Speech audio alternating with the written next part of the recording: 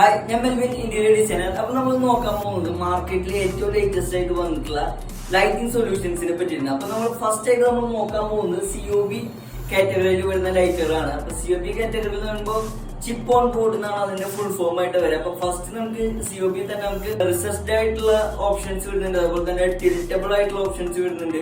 അത് കഴിഞ്ഞാൽ പിന്നെ നമുക്ക് സർഫേസ് മൗണ്ട് ആയിട്ടുള്ള ലൈറ്റുകൾ വരുന്നുണ്ട്. സർഫേസ് സീലിംഗിന് പുറത്തായിട്ട് നമുക്ക് വയ്ക്കാൻ പറ്റുന്ന മോഡൽസ് ആണ് സർഫേസ് മോഡൽ വരുന്നത്. അതിൽ തന്നെ നമുക്ക് LED ലേസർ ടൈപ്പുകളായിട്ടുള്ള ലൈറ്റുകൾ വരുന്നുണ്ട്.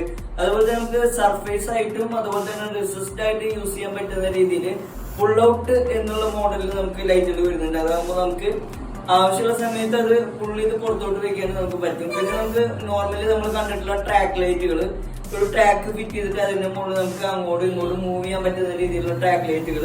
അതുപോലെ തന്നെ ഏറ്റവും ലേറ്റസ്റ്റ് ആയിട്ട് ഇപ്പൊ വന്നിട്ടുള്ള മാഗ്നറ്റിക് ട്രാക്കിൽ വെച്ച് നമ്മൾ ചെയ്യാറുള്ള ആ ഒരു മാഗ്നറ്റിക്